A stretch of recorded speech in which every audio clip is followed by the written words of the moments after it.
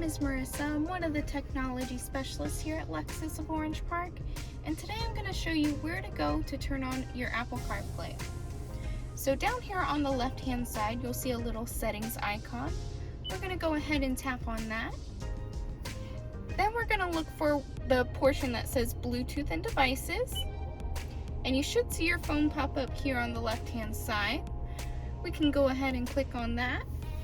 Now you'll notice there's three different options. One of them says use for phone, the other says use for media, and one says use for CarPlay. So the use for phone and use for media is going to keep you in the Lexus portion of the screen.